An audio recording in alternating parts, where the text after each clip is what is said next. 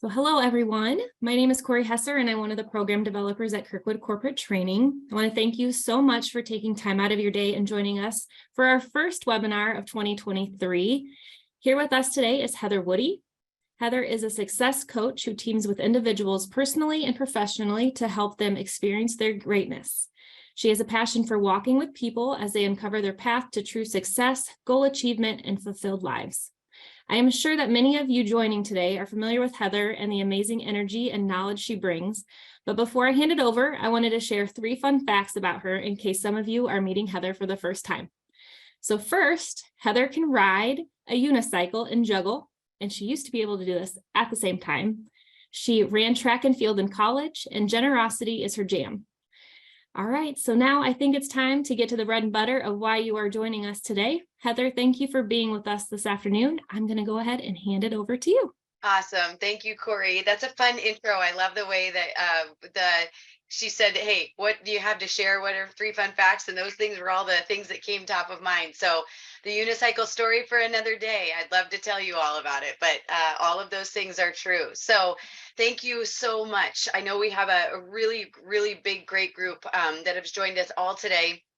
I'm so grateful that I get to be the first one, and we get to talk about a topic that we all get, which is that whole notion around conflict. And I love conflict. And when I say that, as we go through our session here today, which is going to be kind of fast and furious, I'm going to give you just a few top level type of things that I hope really, really hit you well.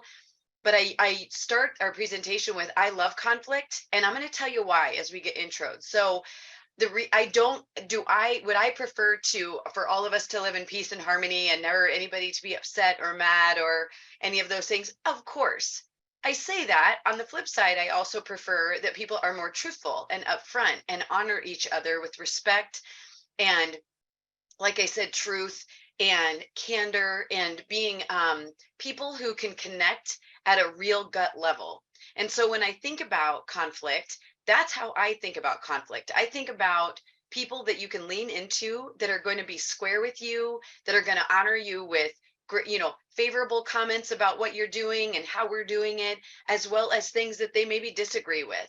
So as all of us are, having been humans on this planet for quite some time, all of us, we know that conflict is just a natural part of human connection. And to think that we aren't going to have it is a little bit absurd. So as we talk today, I would absolutely love in like 30 minutes to be able to make sure that we are shoring up a really healthy, strong, good view of conflict and the use of it in our work lives, our personal lives, if we can. So I'm going to go ahead and turn my presentation on, and we just really are going to have just a little bit of conversation. Now I see that someone has raised their hand, and so maybe Corey can catch that on your end. But I'm going to go ahead and share over my presentation. And hopefully you can all see that right now. And I'm giving you maybe a whopping 4 slides out of probably a 40 slide deck today, as we've just got a little bit of time, but I want to be able to take those slides pretty deep as we go today. So as you can see, this is the direction we are going to head. And so one of the things that I always start with is, why is conflict so taboo, sometimes uncomfortable, or just what I call the no-no to people? So whenever I ask that of people, and teams, companies, families, you name it, I mean, all of the natural things come up. It feels contrary, it gets a little messy, sometimes people are disrespectful, we don't always agree. By the way, that's conflict, right? I don't want to step on someone's toes or make someone feel bad. All of the things that come with just, again, human nature. So that's a really important part of, as I think about loving conflict, part of loving conflict is just understanding it's a really vital part about being human and having good relationship with people, having the ability to communicate things that we don't share same perspective on. We do have unique vantage points and viewpoints. That's the kind of conflict we're talking about. And that is just ever so natural. I was just at an organization yesterday where an individual, which was wonderful, said, conflict, I don't know that I love that word conflict, but I do like when I get to hear different vantage points. I like for when people say to me, hey, I don't know that I agree with you. I also see this, or what have you. Now, if we can keep it in that productive, kind of that healthy language, that good intention, that kind of space, we're probably going to have a really fruitful conversation. What creates that disliking of, or that difficulty and conflict, as we probably all know, it's sort of the manner of handling, right? It's how we do things, it's our tone, it's our maybe an an intention that isn't good. It's to, belittle, or to dismantle, or to put someone in their place, or whatever those things are. That kind of conflict, completely unnecessary, honestly. For temporarily at times can feel great, right? Because you're like blasting someone and putting them in their place. But we all know, once we retreat from those emotions, like, there's a lot of regret that comes from some of that style of conflict. So naturally, those styles are a part of it. It can get very, very emotional. So our job in creating a place for it is also anchoring down to really understand our emotions that come with it. One of the examples I use about myself is, I will listen and listen and listen. I will hear all of your different perspectives than mine. I can honor all different viewpoints abundantly, until you start talking with disrespect, until it starts to look ugly and be very, negative, for especially for no reason. I like passionate people, but passionate people too have to find that strand of sound in their voice when they're communicating it, so that it doesn't turn into something that's unnecessary. That's the kind of stuff that we're looking at. But again, going back to what I was saying is, when it takes that turn, that's where conflict starts to dismantle relationship. And it wasn't actually the viewpoint, right? It's usually not the viewpoint. We may differ or dislike someone's viewpoint, and we may not share that. It's usually not that. It's usually the how we handle it that is the real issue, right? So as we talk today, I want you to first and foremost really challenge how do you do in conflict? So if I were to pull a chair up next to people that you work with day in and day out, your family unit, whatever, and I said, hey, tell me about how so and so handles themselves in times where they disagree with you, or in times where you're at conflict with them, how would they describe you? Would they describe you as you have this really big emotional pitch? Would they describe you as someone who really retreats, pulled back, passive aggressive, silent treatment, fruitful, super healthy, lots of listening and good banter back and forth?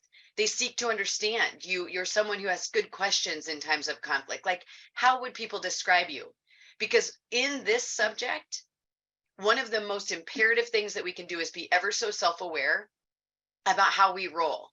So like, that's what I was like kind of communicating to all of you is, I know my falling off point, and there are triggers for me to see that it's coming. Like, I'm going to have like a bad reaction.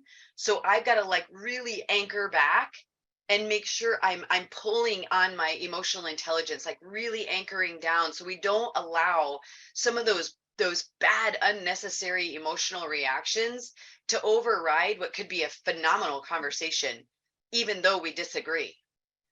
So we need all of that perspective. So that's what I want you to challenge yourself to think is, what would Heather hear today if she sat down with the people that I share a family with, or my friends, or the people that I share workspace with, work teaming with? Okay. So that's kind of where we're gonna go. All right. Some of the unproductive conflict surfaces in these places. So I think all of us have to just simply be on the lookout for these things. Personality conflicts. Yeah, natural. Every single speck of the day, we are running into people in all aspects of our life, from the grocery store checkout lane to the place that we work every day. I had somebody recently say, seriously, I can't even tolerate that way that person breathes sitting next to me in the cubicle. Like, there's some conflict there, right? To just everything. Again, normal, human, of course. But personality conflicts, man, at work, those things tend to be, we talk about them, but we don't want to talk about them, right? And we put them in buckets of, well, that's just the way they are. It's just the way I am. Well, maybe, but maybe it's causing so much conflict, and we need to be able to really understand that so that we can do it better. We do things better, right? So self-awareness, requires us to take a look at that. But then that also means we have to adjust accordingly to those around us so that we can be in good health with other people. Another area where we see a lot of conflict in your workplaces, so it's kind of like checking these out for all of you that are listening today, are project-based conflicts. How we get work done, our means, our methods, our principles, our values, those types of things really tend to show up there. Policies and procedures, what we like about our workplaces, our culture, things that we allow or disallow, again, value system kind of stuff. All of those things create some sense of conflict. And of course, we're not going to always have everyone on board. I think that's also an important thing. And I'm going to give you an example in a moment as to why. Our work ethic standards, I work harder than they do. I get more widgets built than they do. They seem to take a little extra time on break. We're always sizing up the people around us and comparing them to our work ethic. And notice we make ourselves look pretty darn good a lot of times, and other people maybe less so. So that kind of conflict, right? What I always tell people is, of course, there's going to be that conflict. However, we need to gut check it, because I yet today, in all 49 years of my life, have never met people who are exactly precisely the same in any way, shape, or form. So that being the case, of course, we're going to be in conflict. We're not rolling the same as anybody ever.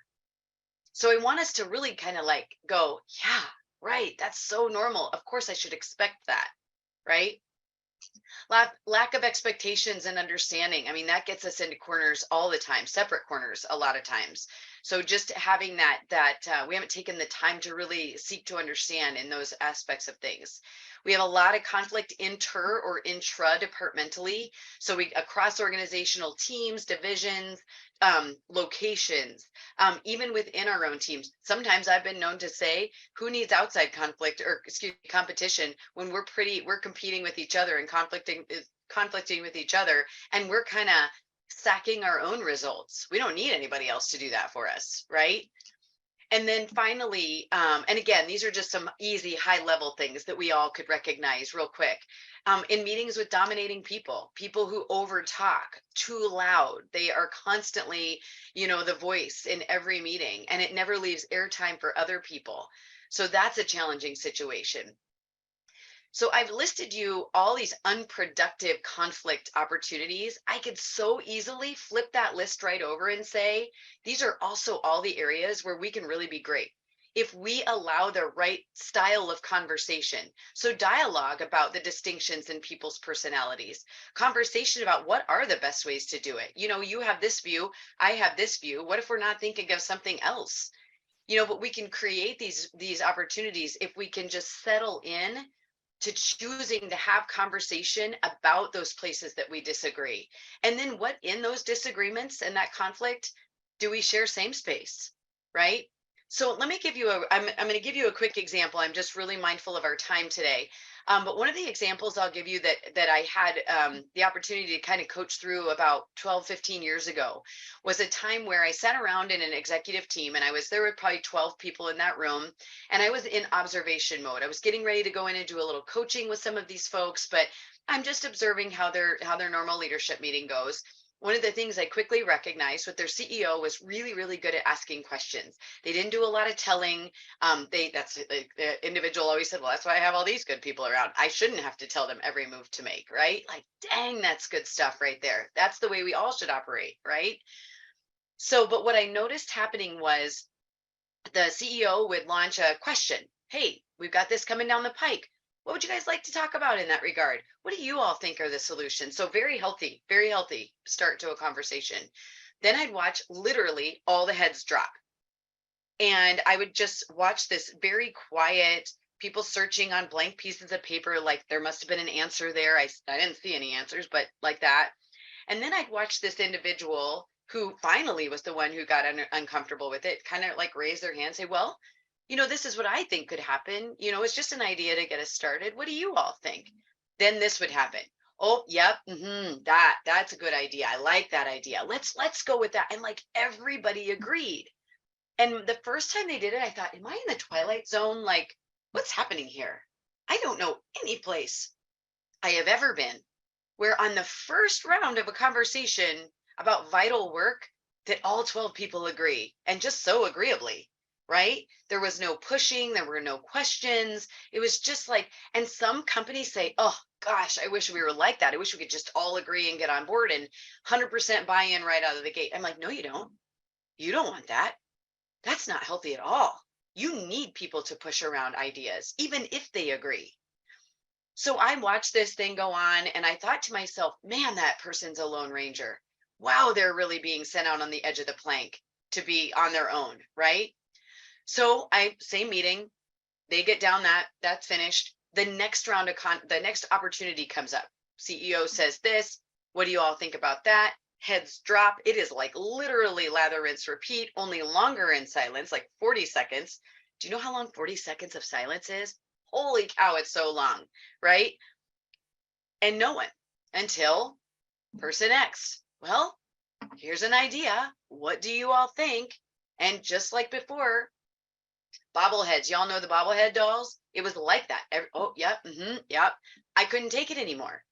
I know the value of having a conflict conversation, one that draws people out and we challenge our thinking and we help each other learn how to make our case or put a stake in the ground about something. Like that is vital behavior to healthy companies who are making wise decisions that we have to live with.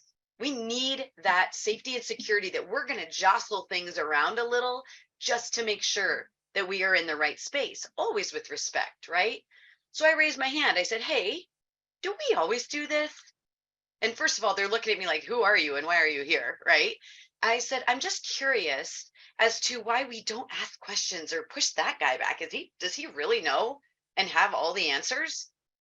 And the guy looked at me like, what did I ever do to you? And I said, you might have some great answers, but the image I have of you right now is that you're taking on the weight of this whole group and all of the company's answers, and you're walking yourself to the edge of the plank, and you put yourself out there to initiate a great dialogue with your peers, and they're just like kicking you off the end of that plank, and they kind of look over the edge, and that's their endorsement of you. And I bet this is what happens. I bet if the idea works, everyone in the group is like, yes, yes, yes. Well, we did agree to that. You know, that is a part of all of our decision. Like they pat themselves on the back when it works, right? When all they did was endorse it. No banter. Or if your idea doesn't work and they see the sharks circling there, they're like, yeah, we kind of knew that wasn't going to work, but, you know, we just needed to get through that meeting. And yeah, that person, they always have those ideas, but, that wasn't my decision. And then they go have the meeting after the meeting.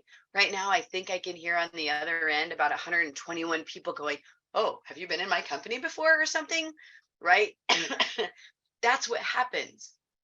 So the new methodology in that company for conflict is this. I said this to them. I said, hey, by the way, we could probably pay just about one salary out of this group, because if that guy's the only one that ever has an answer, what are we doing here? And oh, by the way, that guy, very smart, but probably doesn't have all of the right ideas, probably doesn't have all of the best ideas. He at least has the guts to put something on the table. We all need to get in and we need to jostle. Right? So in that case, I said, here's what that looks like. Hey, you know what? I don't know if I'm buying what you're selling. Let's have a little throwdown on what that looks like. Totally with respect to each other. But that's healthy conflict, right? It's bringing up topics to understand other ways of doing things. So as an extension to that, some of the reasons why either people are in conflict with each other or with their company, or also with themselves, or things that can be produced because of lack of conflict in company are these things, right? People have personal problems, people problems, they feel underappreciated, they're worried about losing their job, so they quiet up. I just lock it up. I don't say any of my opinion. When my boss is around, I'll tell everybody else, but I won't tell the person I really need to tell because I don't want to start a fight about it because I need to keep my job. These are some of the reasons why we don't.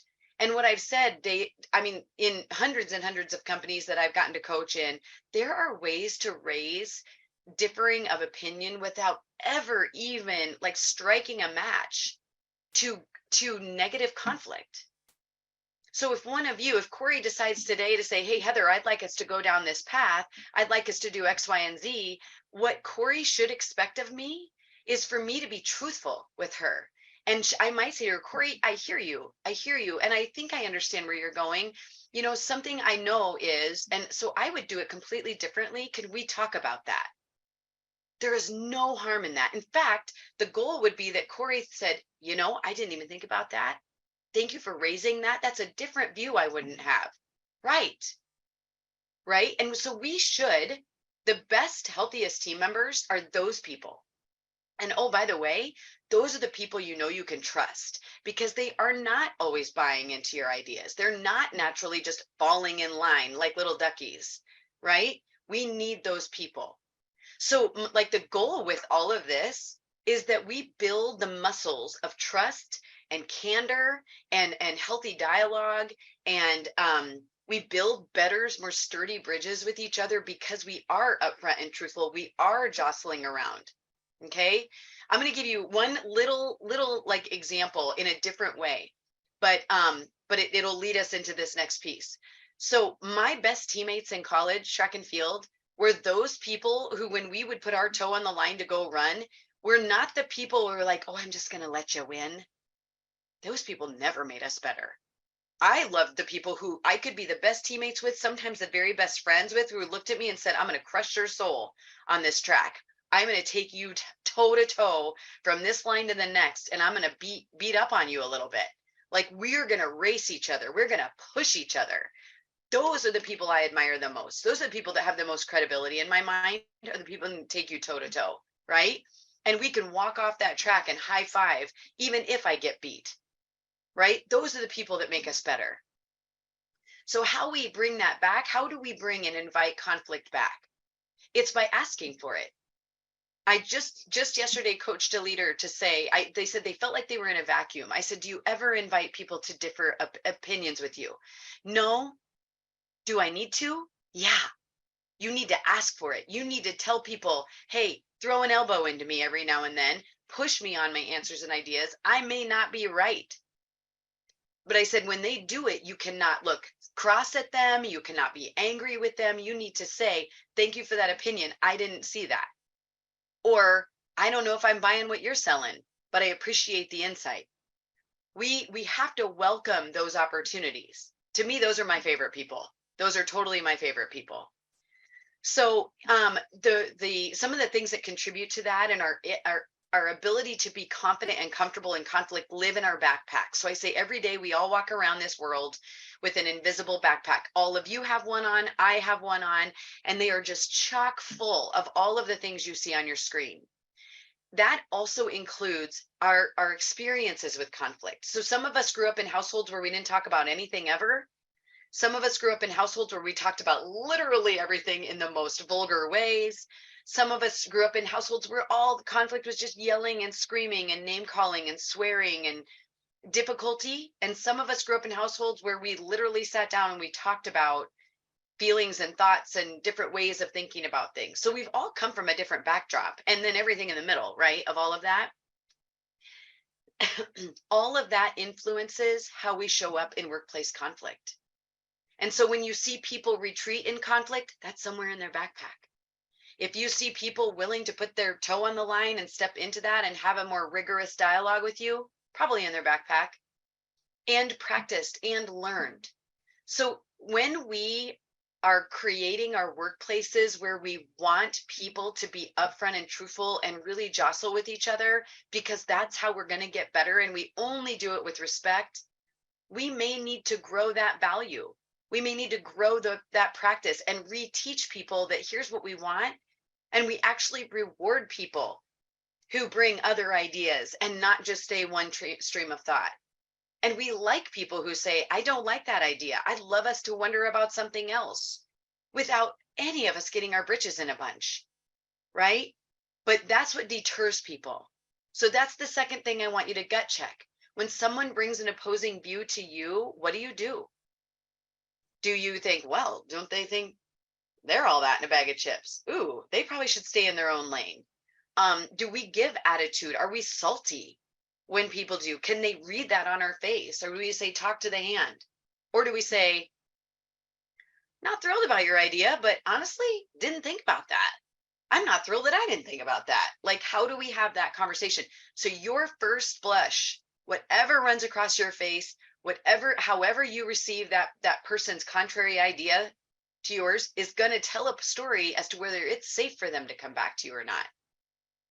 Right? And we can make people feel pretty stupid and small real fast. And that instantly tells people, yep, can't go to them. I have to agree with them all the time. Danger zone, super danger zone, especially if you're a leader. If you have people who only agree with you, you should probably watch your back, because there's a whole bunch of stuff going on back there. Okay. So there's that. I'm going to move us into, and I just, if we had some time, I was going to go through some of this, but these are just some things that we know that really allows us some good opportunity. And why should we even go about having conflict? Okay.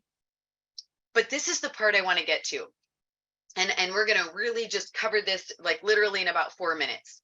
So this actually, I designed this model because one day I was having a real hot mess of an experience with a client. I actually ended up firing myself because it did not go well. I was very upfront and truthful that I was not an effective coach.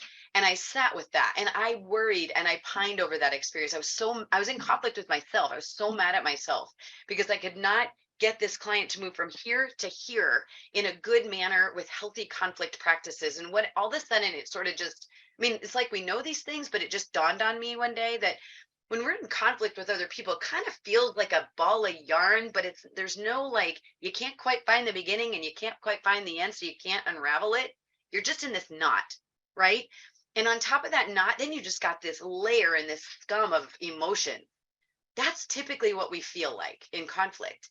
And really no one in our whole life, unless you've gone to therapy, has taught you how to go through conflict in sort of a step-by-step linear process, right? And it's probably all over the map and every which way, but where it needs to be. So I was sitting there thinking, if someone forced me to put a healthy practice in play to get people to talk through very difficult subject matters, how would I do it? So it was a question I asked myself, and I sat with a napkin literally in my car working on this. So in a very succinct manner, the 2 boxes I want you to focus on are at the top there.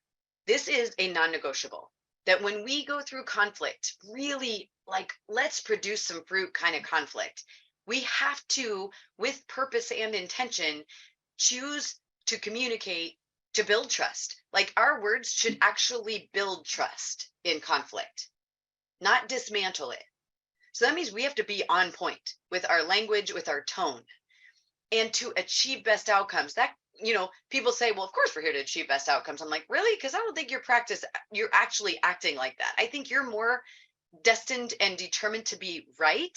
And you being right is more important than the group achieving a good outcome. Because if that's the way it is, then we should probably just bag it, right? So those, it's imperative throughout this entire process. We go into step 1. Step 1 is, whether it be 1 or 2 of you to a whole big group of people in a company, we put in front of, and everyone has to speak. It's non-negotiable. No one gets to sit quiet or idle in a meeting and be passive and judgy and watch other people describe things. Everyone participates in all of these steps. So that has to be discussed. But we just lay the cards on the table. These are my opinions about it. This is what I feel. This is what I think. These are the facts I've got. This is all that good, like, insight. So the way I do it in teams is I give everybody one of those big flip chart papers. And I say, here's what we think we're arguing about. Here's whatever we think the conflict is. Tell me about it. What do you think? What do you know? Write about it. Sign your name at the top. Then we spend time describing it. Everybody has to justify what's on their paper. And the one rule is that we listen so that person is the only person that has the floor without judgment. We just listen. Can be achieved. It's so cool how that works. The reason why that step's so important is because we rarely allow people to explain their thoughts. Instead, we do things like jump in, overrule, override, tell them they're wrong, have our own commentary running in our heads. But we never really hear people. And if we're going to do this right, we need to honor all of the viewpoints. Even if we disagree, we still need to understand how this person thinks, because how they think is from where their 2 feet on this planet are. And no one can argue that that's right or wrong. It's their place only. The next step, once we get through all of that, that's really imperative. Then we go to this meaty middle part. We have to answer these questions. What is our ultimate goal? So what do we want to achieve at the end of this? We want to hear everybody's opinion. We'd like to get to X, that type of thing. We want to serve our community. We want to serve our customer, whatever it is. What's our purpose? So like, what purpose are we serving? Is it quality? Is it safety? Is it, innovation? Like, what are we serving here? What are we trying to achieve? But the one that's the humdinger of this whole bad boy right here, it's the next bubble. This is where the wheels on the bus start to rattle. This is the whole reason why the human creature struggles in conflict, because we're usually not even arguing or talking about the same thing. And I could sit here and give you a stat of probably 97% of the time when I'm walking through this with a team and I say, everybody go to a clean white sheet of paper, write down what you think we're arguing about. Most of the time, it's different. We may have some people who sort of agree, but they look around and are like, I thought we were talking about this. You're talking about that. Like, now what? And I'll say, this is why we can never go to the last step first, because we are such a let's fix it culture, a let's fix it society, move, quick. We got to get to the end of the thing and move on, that we don't ever really understand what are we actually trying to do? And what are we trying to navigate? And what are we arguing about, right? We have to have conversation to root that out. And then we can go on to solutions and actions. But until we're all on this same page, that these are the things we need to be talking about, we can't move on to solutions and action because we don't even know what we're solving. So in that one bubble in particular, that's where I will have everybody list all the things they think we're arguing about, or that we're conflicting about, or we're in disagreement about. And then one by one, we'll start to go through and solve them all, or try to find, resolution to them all. But we have to dismiss assumption that we all are understanding that we're operating from the same place, because we're not. So that's where this model has become just like wildly successful with a lot of the clients I get to work with in companies, because we're able to really just wrestle that down and go, dang, now we're cooking. So now then we go to solutions and actions, and then I put people out into groups or just the two of us, and we just start working through it and trying to find productive ways to honor and respect the work or our relationship or whatever that looks like, so that we can move forward. And we make the agreement that if and when we ever get to that place where we're in conflict again, we're going to bring this back to the table and just work right through it. This has taken everywhere from maybe an hour or less to days to get through with teams. But knowing that our time is up already, it's already 2:30-ish. I want you to know that I'm going to leave you with that. And I hope just that little tiny itty bit has been helpful to you. If there's anything I can ever do to help you, Corey knows how to get a hold of me. And thank you so much for having me at this webinar today. Everybody be well. All right, Heather, I do have a couple questions for you in the chat. Okay. So first of all, thank you so much for presenting for us today. Sure. Amy asked in the chat, as a leader, when team members come to me with conflicts with others on the team, I first coach them to work together to resolve conflict. Sometimes that can come across as me avoiding addressing the conflict, when in reality, I am trying to coach them to work through their differences. At what point as a leader do you step in versus allow the team members to grow through the conflict? Such a great question. So a couple things. I think one, good move. We always empower the professional humans that are adults to handle their own beeswax. I think that's most important. We have to armor them. We can coach them how to do that. And we let people know that, hey, listen, I have so much respect for you. And you're the best voice for you, that I'm not dismissing that I could be of help and service to you. So I'm going to do that in a way of coaching or support in that way. But I want to empower you to be able to manage. So that's a message back that you're not dismissing them and you're there to help and support, but that they as adult professional people need to stay in the battle themselves about themselves. So that's the first thing. How to know when to re-interject yourself is when they've tried. They've gone down the road, they've had their own back, they've tried to work through some things, it's still not resolved. They maybe have tried again, it's still not resolved. Then it's an opportunity for you to say, you know what? I appreciate that you've gone down that road. I now feel confident and comfortable to step in. Are you confident and comfortable with me doing so on your behalf? So I always still get their permission because they need to be able to be agreeable to that. Some of the choices with that are I can handle it on my own on your behalf. I can bring you two together or the group together and coach you all through that. Which would you prefer? And so that's how I go about that.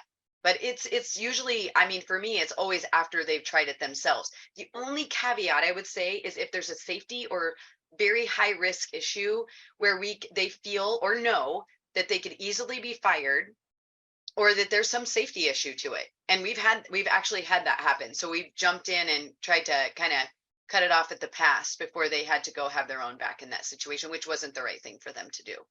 Yeah, good question. Great, thanks, Heather. And Pam asked if the slides will be available. Once all the editing and closed captioning is added, we'll make sure that you get the recording and the slides will be available that way.